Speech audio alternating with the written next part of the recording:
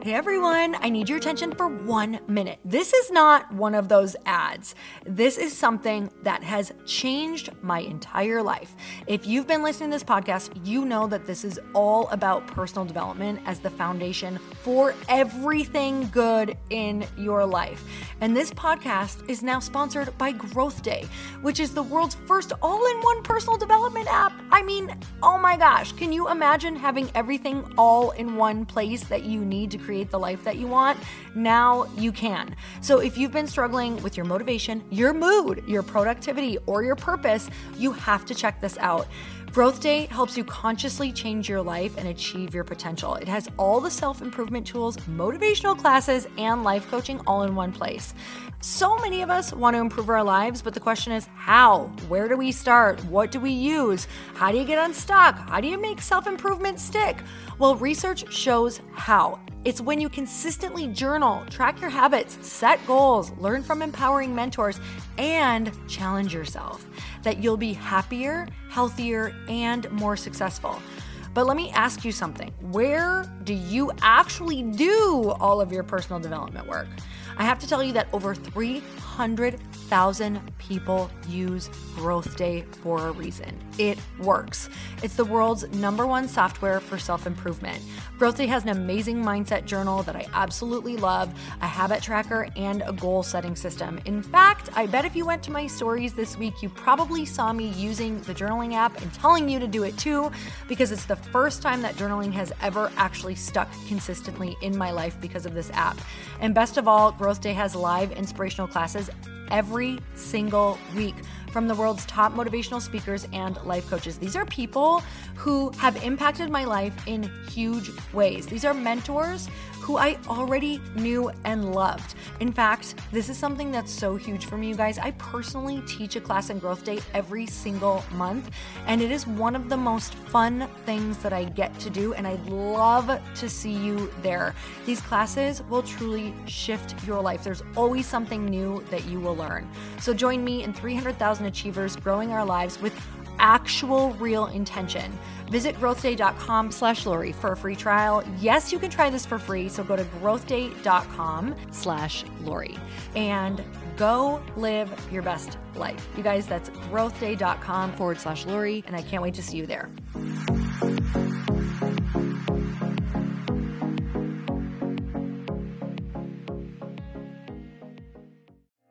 At the end of the day, if you truly love to learn yourself and you work on some really hard pieces that are going to be tough to walk through, that you will become a better version of yourself and doors will open, things will happen for you because you deserve love. You deserve the greatness of what life has to offer and the joy that life has to offer.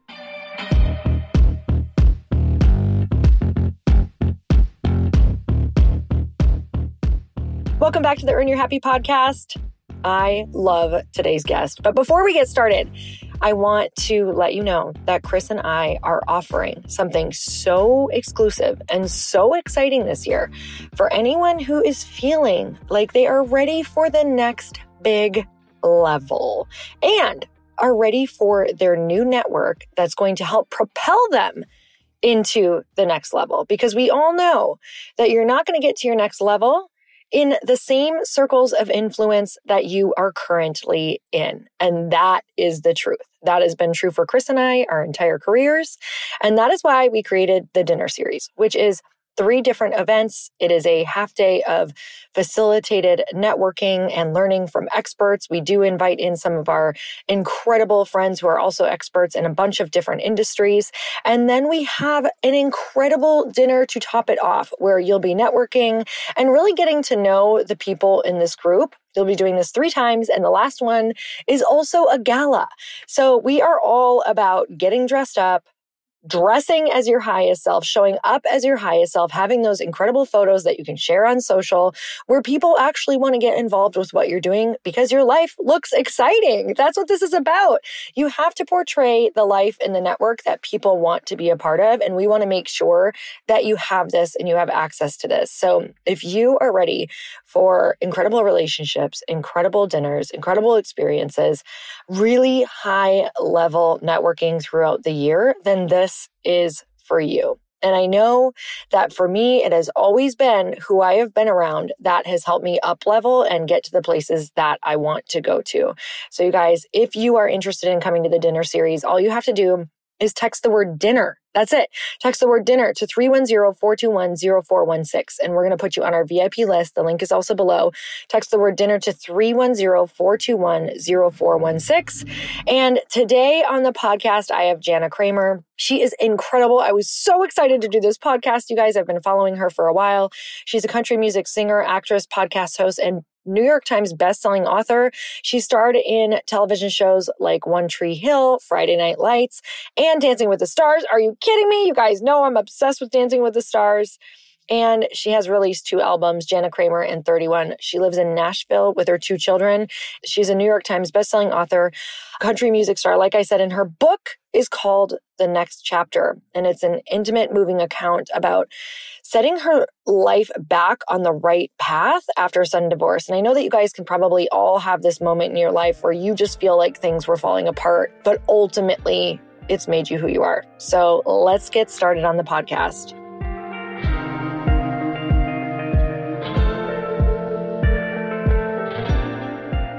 Jana, I'm so excited to have you on the podcast. Thank you so much for coming on. Thank you so much for having me. I appreciate it.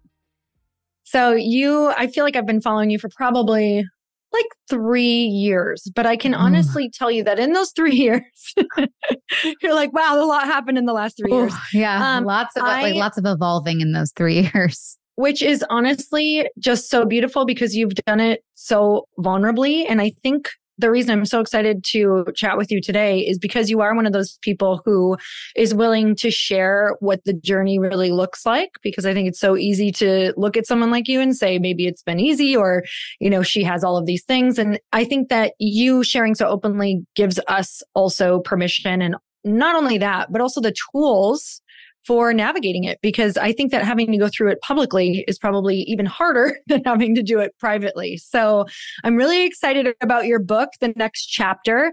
So I guess I just want to start with, I know that a book is just one of the world's most big undertakings, and you have to be really moved to want to do it. What was like the premise of like that moment of, I really think that I need to put this in a book? First of all, thank you for saying all that. I really appreciate it. And my ex and I, we wrote a book called The Good Fight. And we wrote that after our marital struggles in the hopes of helping other people. And because of that book, we ended up getting another book deal about trusting your partner. And during that process of getting that new deal in place is when I found out more things. And so that is when we separated and the book deal went away. And I remember calling my editor going, is there ever a world where I could write a book? Because there's so many things that I've wanted to say personally that I didn't get to share in the first book that I think helps just describe kind of why I've gotten here and how I've gotten here. And again, to hopefully help other people. And to me, it's like a connecting dots. Like I didn't just get here without all the dots before it. And so her first thing that she said was, well, let's kind of wait until you're in a relationship and happy and you've had lots of time. And I'm like, listen, my biggest problem that I've ever had is that I'm happy when I'm in a relationship.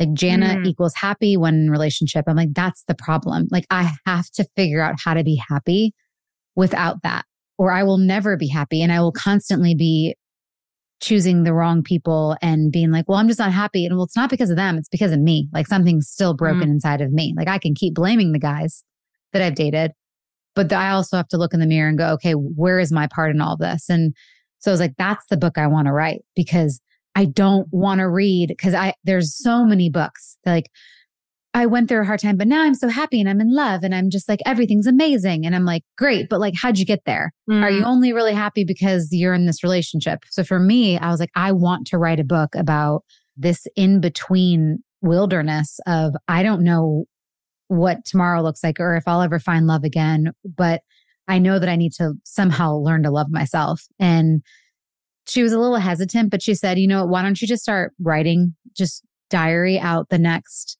few months. And so when I filed for divorce, I mean, I just started writing a bunch of things. And for me, that was such therapy to get out how I was feeling on the page. And I sent it to her and she goes, all right, keep writing. She's like, I think there's something here. And that's when we kind of turned it into a diary of the day I filed for divorce to the year after. And obviously I've learned so much more since then. And we just finished the last pass of the edit early this year. And it was really nice to see because when I first started the book, I was really angry. And then once I skimmed back and edited it this year, I was like, I don't need to put that story in. That's not really important. It's not about him. It's really about me and my journey. And so, I mean, I really cut a lot of stuff out and that also showed my growth too. And so I was able to put those pieces in. So I think to go back to your question, it was something like I needed this book to know, okay, this feeling of devastation and I'm just completely alone I'm not alone in that. And I just would love, and hopefully that helps people along the way when they're reading the book. So I think that's one of the most important things that we can ever do, because this isn't just going to happen once in our lives. I'd love to tell people they do the personal growth thing and they feel so much better and you could write the book. But it's kind of knowing that now that you have these tools that no matter what happens, because whether it's relationships or whether it's something that we have expectations around with work or female friendships or things that we're disappointed around, it's like life is always going to go in seasons. So we have to love ourselves through every single season. Yeah. What was it for you that really made you start to kind of seek on that journey? Was it actually, I'm going to have you just back up a little bit and kind of tell that story of what happened to the listeners who aren't caught up to kind of what led you down this road to writing the book. And then what was the moment of, wow, how do I find the tools? How do I dive into this personal development, whatever you want to call it, growth journey? Yeah, for sure. And I will say too, there was a moment in therapy a couple months ago, or it was about a month ago, where I was feeling something and she goes, I think this goes back to X. And I'm like, but Amy, I've worked on this so many times. How, totally. Seriously, we got to do stuff around. She was like, your body remembers. She's like, and you're going to get re-triggered and you have to still though you don't have to work on this piece every day like we used to or every time you'd come here for therapy, but it's still going to be a piece that we'll have to work on. And I remember just feeling so discouraged. I'm like, I thought I worked on that and I'm over that piece. And she's like, it's always going to be there. So that was a nice reminder too, going, okay. We call that same trauma, different outfits. I'm like, what? Yeah. Why are you showing up again? Yeah. I'm like, yeah. I've dealt with you. I've cried about you. I've grieved that thing and that pain. So why is it back? Mm-hmm. Yeah. So that's interesting. So for those, that don't know, I mean, and I wouldn't even say, and that's the thing where I love about with my new book, The Next Chapter, it's a lot of people just kind of know my story with my ex-husband, who I was married to for almost 7 years. He had multiple affairs and we tried to save our marriage after affair after affair. And obviously it ended, that marriage. And that's where this book came from. But when you read the book, that's again where the dots come together. I was in a previous abusive relationship. Someone was very physical with me, and that wasn't my first and that wasn't my last. And there were childhood wounds and traumas. And so it doesn't just start with my ex. He was just the middle piece of that story of the growth to recovery and to healing. And yes, I could blame him for the devastation of my family and all those things. Sure. But I also would have probably picked different if I was healed before I met him and did some work that I didn't know I even needed to do. So the second that he cheated on me when we first started dating, I'd have been like, peace out. I know my worth. I don't deserve that. Now, again, I can say that all in hindsight. I ended up with 2 beautiful children from that relationship. I learned so much. So though I wish, yes, I could go back and have a little more love for myself and worth for myself, I also was able to have pieces of a beautiful life with him. So I can't just throw it all away too. That's the balance with it. So when did that I know for me, I had quite a few moments. It's I didn't just kind of wake up and say, oh, this is the moment I'm going to go on this healing journey. What were some of the things that started being revealed to you around there's a better way to start dealing with this? And there is hope of healing on the other side? So it wasn't even my divorce that was the pivotal moment for me to change. It was the man I picked post-divorce. That was the same cast, just different name. Mm-hmm. And that's when I was like, wow, I am literally picking the same person. And when that ended, that's when I really dug in and went, okay, why do I still think that this is what I deserve? What are the messages that I've received that I've been holding on to forever? And that's really when everything clicked for me, was like, okay, because I thought, oh, well, gosh, I've been doing therapy for 7 years with my ex-husband. I don't need any more therapy. I know what our issues were. Yeah, I knew what our issues were, but I didn't know what my issues were. And it took until repeating the same certain type of man again that I was like, I have to change something in me.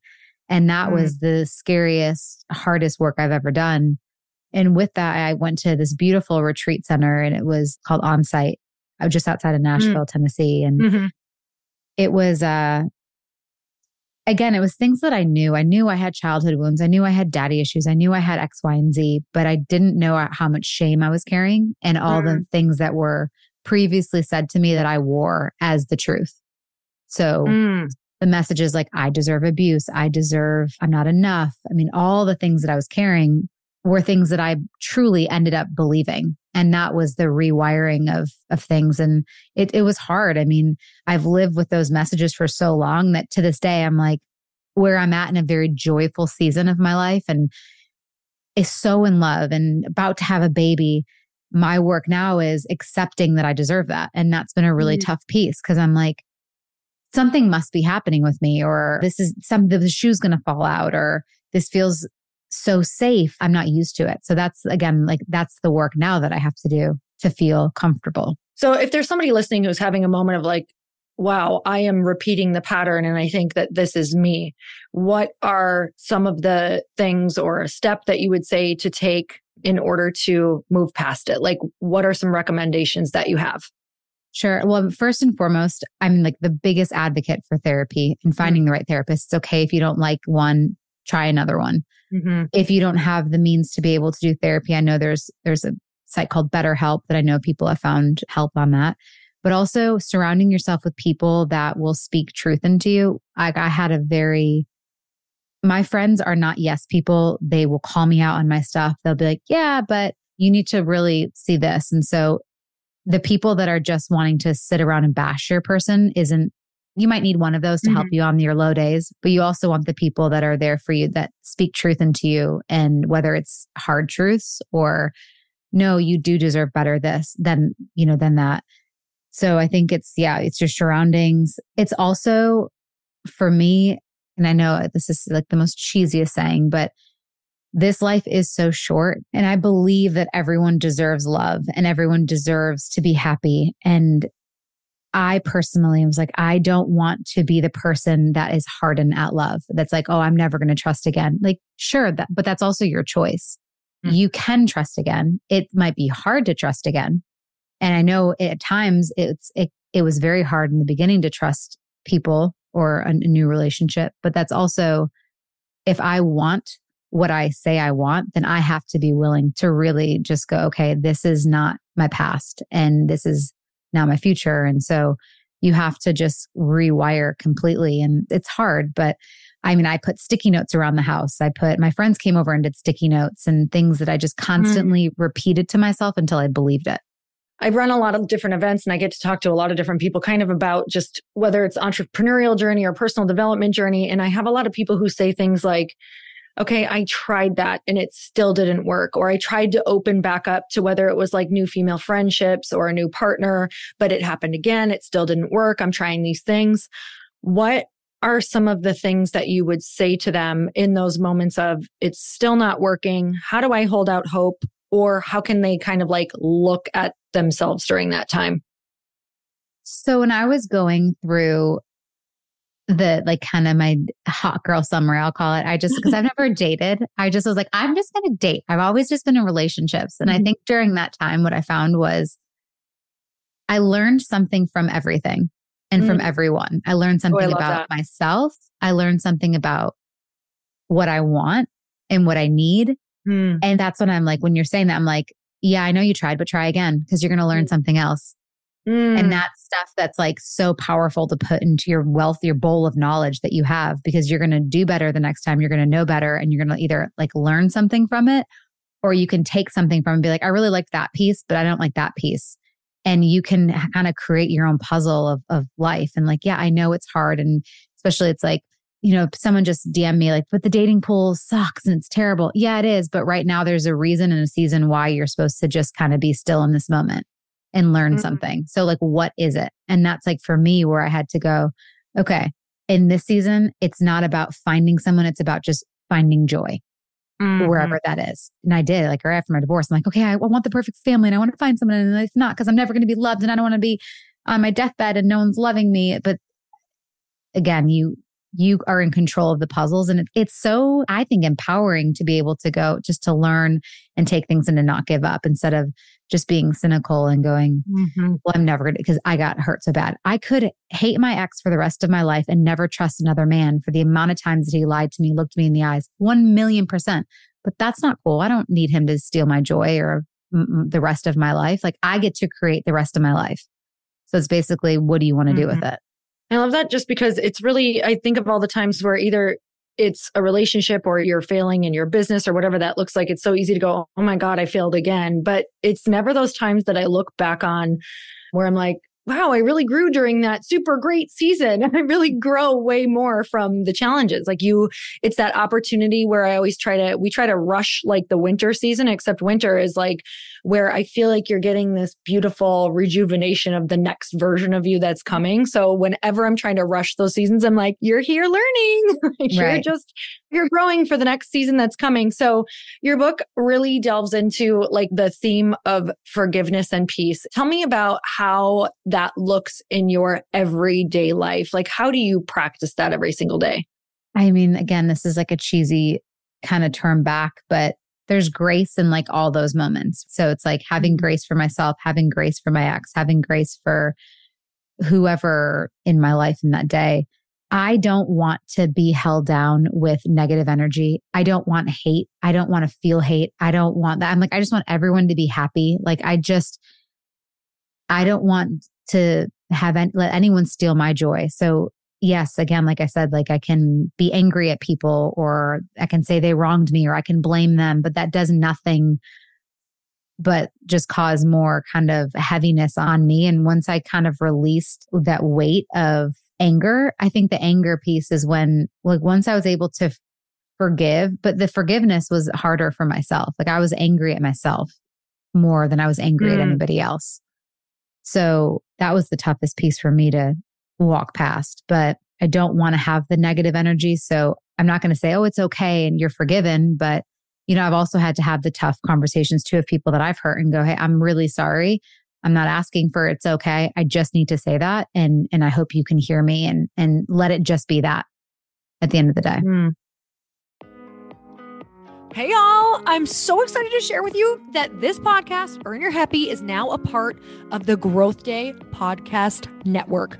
Truly, this is like one of the most exciting things that has ever happened to me. I'm telling you, I no longer feel like I'm doing this alone, and I actually get to collaborate with the people who host the podcast that I'm obsessed with, like that I have been listening to myself, who inspired me to start a podcast, who have taught me about how to go and do the thing, like the original people who got me motivated through listening to their podcasts. You guys, a bunch of us are coming together to bring more growth to the world and to support shows and brands that we believe in. And one of my friends are also on this network, and I'd love for you to go subscribe to their show. You guys, I just had Danielle Canty on of the Boss Babe podcast. She co-hosts it with her other amazing co-host and one of my friends, Natalie Ellis. You guys, you can go check out that podcast on mine. It's episode 925, and Danielle and I talk all about burnout and how that could be showing up up in your life, and most importantly, how to prevent it. But I want to tell you, if you have not gone and checked out the Boss Babe podcast yet, go subscribe, because it is one of the largest online communities for ambitious women and female entrepreneurs. And I know that if you're listening to the show, chances are that's probably you. You guys, they have 3.6 million followers and 380,000 subscribers. The Boss Babe podcast is the place where they share real behind the scenes of building successful businesses, achieving peak performance, and learning how to balance it all. Most of all, you guys, truly, these women are in my life. Danielle and Natalie are people that I text on a weekly, monthly basis when I'm like, oh my gosh, I feel stuck. What should I do? I tune into their podcast, you guys, to learn. Even though they're my friends, I am still like crazy obsessed with this podcast because I learn something new every single time I listen. It makes me be a better podcaster. It makes me be a better businesswoman. It just makes me be better and more confident out in the world because they're so real and raw. And I can tell you that in the moments where I have had horrible days, down days, I've either gone and listened to this podcast or I've texted them, because these are the people who truly get it. You want to listen to the people who are walking in the same footsteps that you are. You guys, go check out the Boss Babe podcast. You're not going to be sorry. And it's just going to like make you way smarter and you're going to have way more fun. So go check it out. So how do you forgive yourself in those moments? How did you start to get past that? Because I know that you couldn't be sitting here right now and talking about being in a great relationship and writing a book and just being at the what feels like the peaceful spot you're at right now without really having a good practice around being able to forgive yourself. So what does that look like in those hard moments where you're like, oh my gosh, letting go of that feeling, and what do you tap into? I know that you talk about God a lot in your book. So could you kind of elaborate on all that? Yeah, sure. And there was this great poem, and I can't remember it now, but basically when someone's weighing you down and you're holding the rope, like sometimes you have to be the one to let go because it is weighing you down. Like you're slipping, you're about to fall over. So it's like, I can't hold this anymore for you. So I have to let it go. And I kind of hold that space with forgiveness too. Not just because I'm like letting the person fall down and like drop, but it's more of a like, I don't need to be carrying this anymore. This isn't good for me. This is actually giving me pain to be holding on to this. So I'm going to let it go for the both of us. And with the God piece, that's been a journey for many years. But I know that when I was in my devastation of that first few months and post-divorce, that feeling of being alone was really, really hard for me.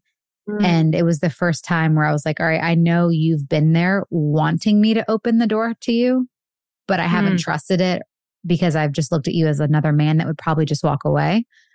But he's going to be the person that will be there regardless. And so just kind of letting that sink in and trusting that has been helpful because for peace, and at the end of the night, like going, okay, I'm alone in bed, but I'm really not alone.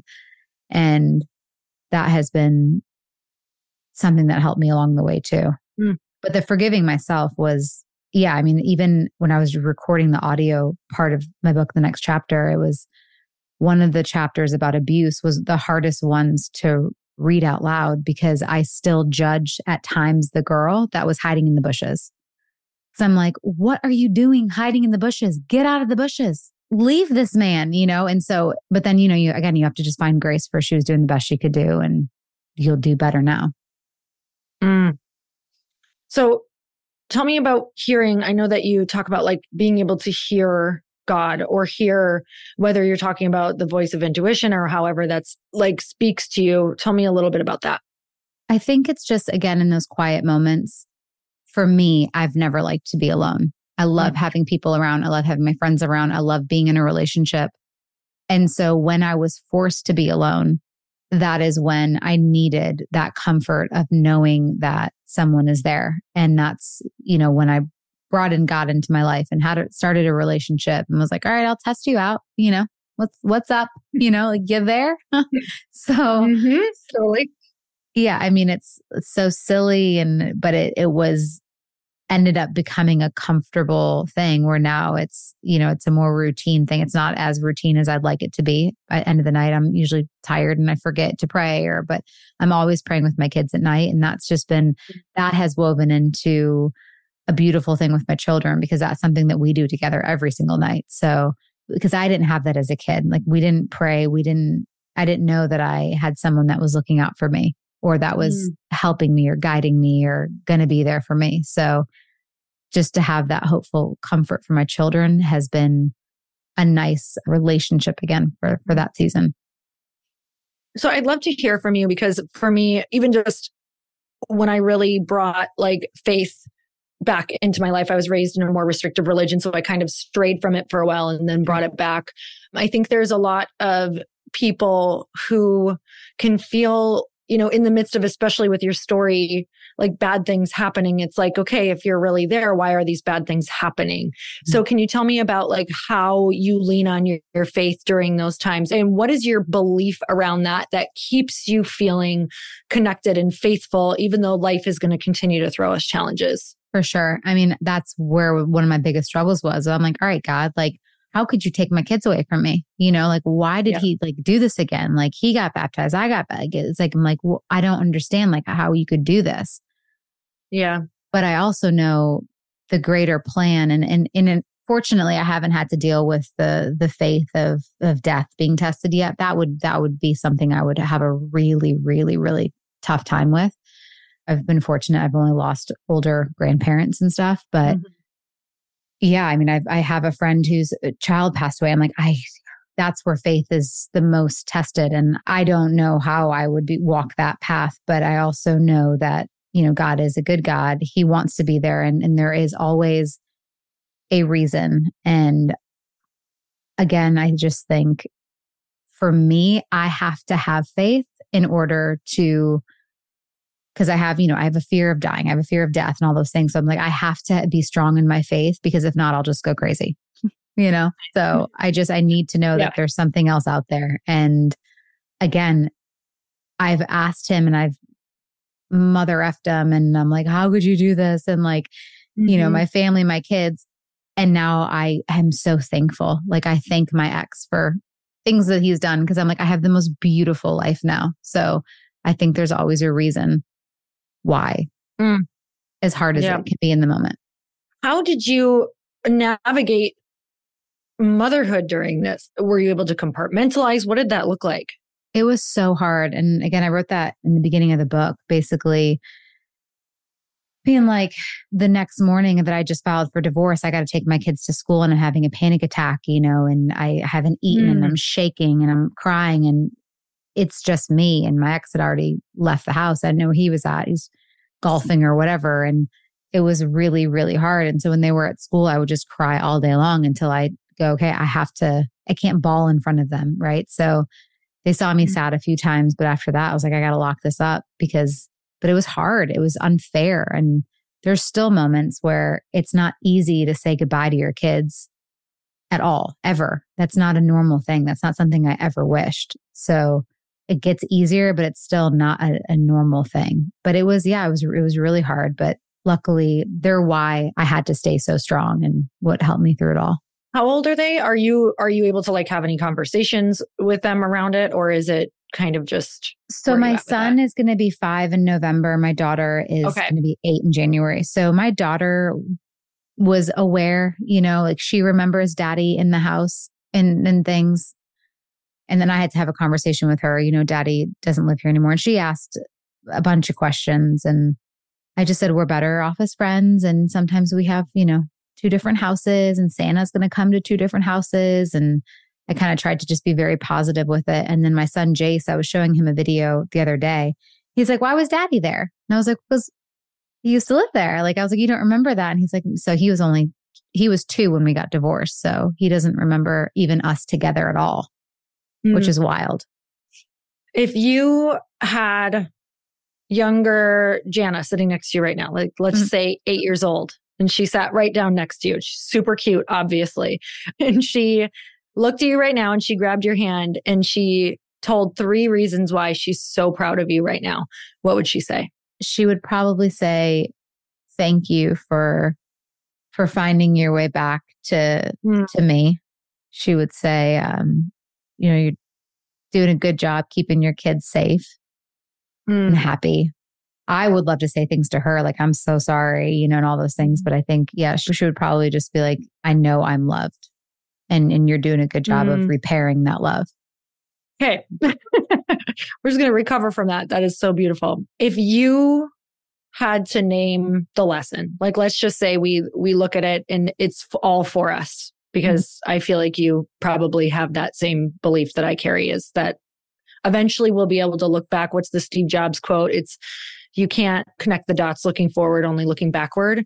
So let's even fast forward 10 years from now, and you are able to just like name the lesson of why you went through that, whether it's to help other people or whether it was to maybe become a more resilient person, whatever that is, what would you say that lesson was?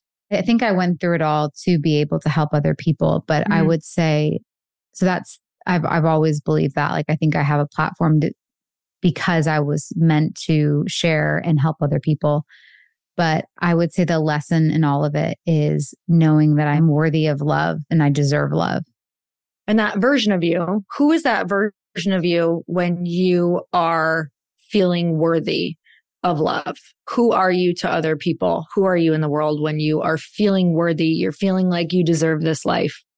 My fiance would say, he's like, you're powerful, you're confident, you're vibrant, you're light. And that's who I want to be. I want to be that confident version, and I want to feel that. And, again, we all have those messages. I've lived longer with the shame messages than I have the new ones. So it's still a work in progress. But yeah, I would say it's the peace. Like, I'm feeling at peace.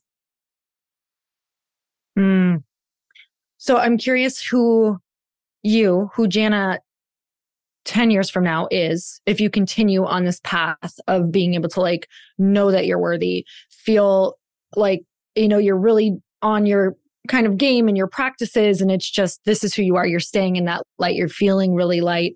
Who do you think you are at that point, and what are you doing in the world? I'd love to be continuing to help people. I would love to be able to continue to being authentic and open about the seasons that come. Like you said, there are going to be hard seasons that come. There's going to be amazing seasons that come. And just reminding myself that I'm, still in a safe, secure, happy place with myself and also with my family, however that ends up looking. But hopefully it's, in a very happy household, because I won't accept anything less than that. Because I know I deserve that. I know my kids deserve that. And, with me, I think I've lost out on maybe certain acting roles because I'm like, I can't do that. I'm always discounting myself. And so I think where I'm at now in my life is like, no, I can do this. I do deserve this part. And I'm going to try a lot harder, instead of just being like, oh, I just have to give them the tape because that way at least they can see that I'm doing it. Well, I'm not going to get it because I have zero confidence in myself. So being able to actually do good work and be confident that I put the very best thing out there. And that's what I want to do with my life in general, putting the best version of myself out there and not holding myself back.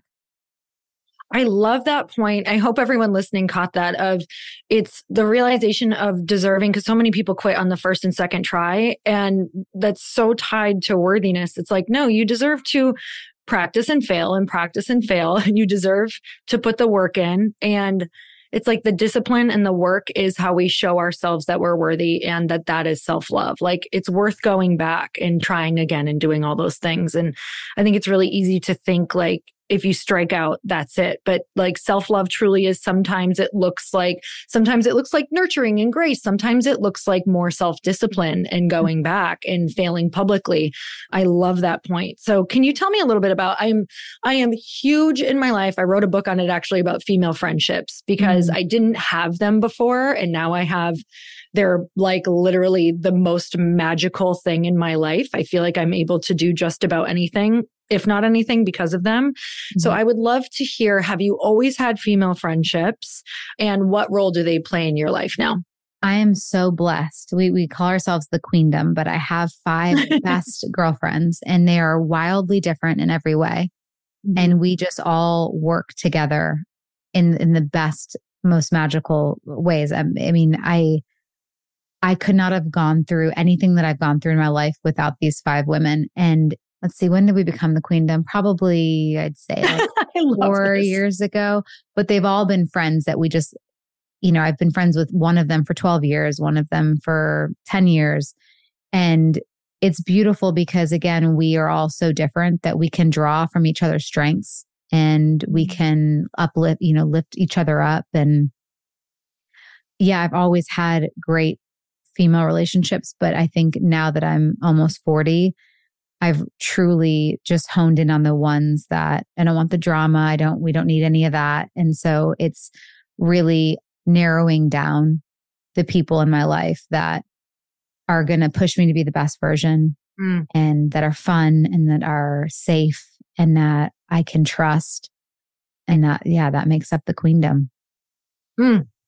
Sounds like an amazing queendom to be part of. It's so fun. Yeah, it's great.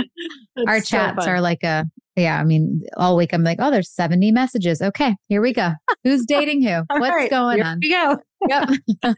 All right. So in order to have that though, there's like so many layers to that, because I think that there is a lot of things that you have to let go of, such as like expectations. You have to be confident with yourself. So maybe you're not comparing. You have to know when to kind of switch the conversation when it's not healthy. You have to bring people up instead of like going on their drama. What are a couple of the things that you personally, because I know that friendships, as freaking amazing as they are, they can also be like triggers. They can also be mirrors for certain things. So what are a couple of things that you're like, wow, okay, like you have to work on that it holds you to in order to keep these friendships really tight? Yeah. So I think it's just over communication. One of my best friends in that group, she's who I'm the absolute closest to. When there's something that I can kind of feel her off, I'll just be like, hey, are you good? Like, did something happen? Because I don't want anyone to feel either left out or, so I'm just like, I'm an over communicator. I will over communicate to make sure that my friends are good. They feel loved. They feel heard. They feel valued. And we work well like that. You see people's personalities. You see where they tick. You see where you kind of are with them. And friendship is so interesting, but they don't have to be so heavy too. Like I remember I had to kind of nix one girl out just because there was just too much where I felt like she was always just so negative, in which I found myself becoming negative. And I don't want to talk about people. I don't want to, you're always talking bad about people. And I know that draws from maybe their own insecurities and stuff like that. But I think it's just, again, finding the people that will bring you up. I love it. It's like, it's the best growth. It's hard, but it's got the biggest reward of, I'm obsessed. Like, It has also freed me up. Female friendships have also like made me better in my marriage. Like I can say that my marriage got exponentially better. I've been married 18 years, but it got exponentially better in like the past probably 8 years, because I don't expect my husband to fill all of my needs. It's kind of like, I know where he's his best. And then I've got my girlfriends for like these other things where I'm like, hey, we're not going to share this stuff with him because he hates that I overanalyze everything. And I'm going to be able to do that with this person over here. And it's going to be gregreat. So exactly. I know some things I'm like, I probably shouldn't have said that to you about this person that's dating this person. But I'm like, all right, I'm going to save that for my girlfriend, best friend talk. And then he doesn't love playing games. Well, my girlfriends love playing games. I'm like, all right, I got my friends for that. Like we're going to have euchre night and you can just go watch football. I don't know. Yeah. It's the best. And I mean, the same thing works for your girlfriends. Like I used to think all my girlfriends had to check off these like best friend checklist. And so whenever they wouldn't like do a couple of them that I really loved, like maybe you don't love adventure like I do. It was like, oh, then I guess we're not going to be like besties. But now I realize I've got my business best friend. I've got my adventure best friends. I've got my wine drinking friends. I've got the ones who keep me on track when I need to get fit again. Like it's so fun in that way. And I think releasing expectations for me has been the biggest thing with girlfriends. Absolutely. Yeah. It's like, I love like one of my best friends. I technically wouldn't maybe want to go on a vacation with her. I'd rather go with my other friend, who's a little more fun maybe and would bring out more fun for me. But I love the other one, so yeah, it's right. It's fun. I love that you shared that. I think that's so important for people to hear. Like, it's just people serve all those different purposes. So, okay. I am so excited about your book because I know that there is just so many different aspects of healing and growth and friendship and God. It's kind of the whole gamut to live a more peaceful, happy, healed life. So if you could tell the listeners, like, why do you want them to read this book? Like, what are some of the things that they're going to get from it? Well, I want them to know that they're not alone. Number one, first and foremost, but they're not alone in their struggles. They're not alone in feeling like they don't have it all figured out. They're not alone in feeling that anything you've gone through, whether it's divorce or a breakup of a relationship, feeling like you're just going to be alone forever, that feeling of devastation, like you're not alone in any of your feelings. All of your feelings are valid. Something else that I talk about in the book too is I want you to know that it's okay to hold space for both. And I struggled with that too in the very beginning because I'm like, well, I'm happy, but I'm still sad. And can I feel both? And it's like, yes, you can. And here's why. And that was a huge learning tool for me.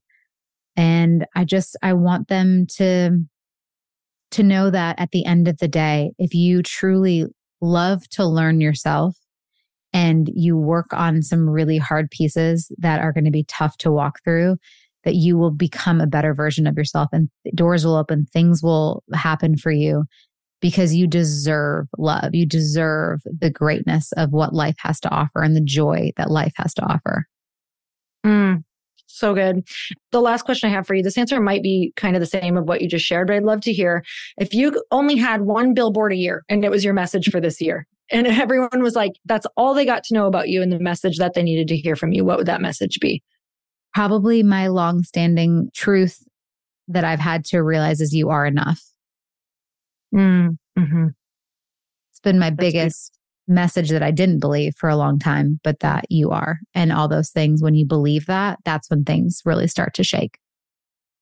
I would like that billboard. That'd be a good one to drive by. Right? All right. I'm so grateful for you. Thank you so much for coming on and sharing. I feel like we went into a little portal. That was so great. I'm like, 45 minutes. Okay, we're out. And you guys, I want to gift the first 10 people who share this and tag Jana. What's your handle, Jana? At Kramer Girl. Okay, at Kramer Girl. So you have to tag Jana and then tag me at Lori Harder and let her know what your biggest takeaway was from this podcast. I'm going to gift the first 10 people your new book, the next chapter. And all you guys have to do is share this on your story and I'll make sure that I send that to you. Jana, I'm so grateful for you. Thank you so much for coming on the show today. Thank you for having me and thank you for everyone who listened and I appreciate all of you guys. So thank you. Thank you guys so much. And until next time, earn your happy. Bye, everyone.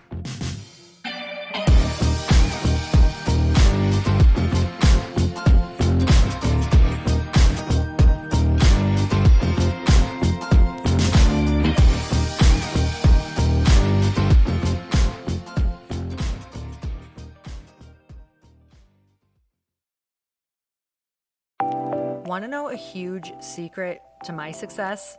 Okay, not only my success, but just about every single person that I have interviewed on this podcast who is successful has this in common. You guys, they love to journal. They capture their life lessons and what they're grateful for. But a lot of people don't keep this up consistently. And most people do know that the research shows that journaling deepens your gratitude and increases self-awareness. But did you also know that journaling decreases stress and helps you achieve your goals faster? In fact, journaling is a huge differentiator between average performers at work and high-performing people. It leads to longer-term clarity, confidence, and success. So why don't more people journal? Why didn't I journal consistently?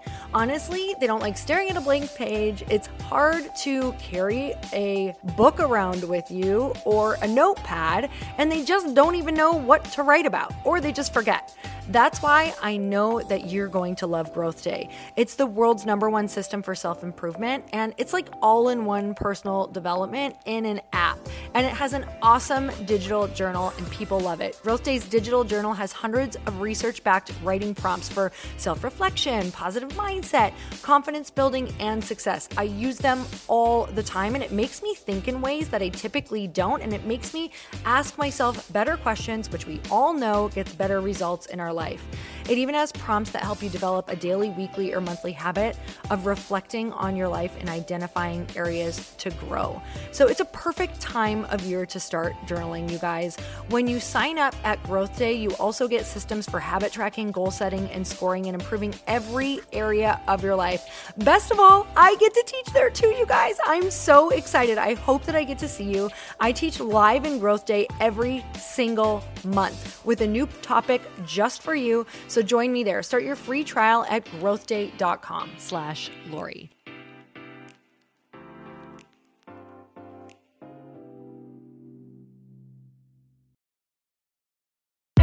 Hey, I know if you're listening to this podcast that you have big dreams and big goals. And one of the things that can really stop you is struggling with your marketing. Trust me, I have been there. Are you using 10 different systems just to build your online business? Then I want you to try Kajabi. Kajabi helps you build your web pages, set up funnels, and sell your courses, content, coaching, or communities. You've been hearing me talk a lot about funnels on this podcast and the importance of your email list. You can get a free trial at kajabi.com. That's Kajabi.com. I've talked about Kajabi before, but here's something that's super cool and new. They just rolled out an AI assistant for creating your online course curriculum. And this means you just type in a topic that you want to create on a course or webinar, and bam, it just generates a sample outline for you. It takes a ton of the hard work away. Of course, you're going to customize it to be your own, but this really helps you get over the struggle of how in the world to start, which is where most people stop. If you're like me, starting is always the hardest part, and that's what makes Kajabi so popular. They've made it easier for creators to build web pages, build courses, build coaching programs, build membership sites, build checkout pages, and build email funnels. So if you're struggling with any of those, you got to go check it out. Go to Kajabi.com. Kajabi was really the first all-in-one system and is trusted by over 100,000 creators. I think that's good enough for me. Also has influencers and marketers who use this. And now their smart AI platform makes it easy to take what you know and turn it into an online course and business. Go start building with a free trial at Kajabi.com. That's Kajabi.com.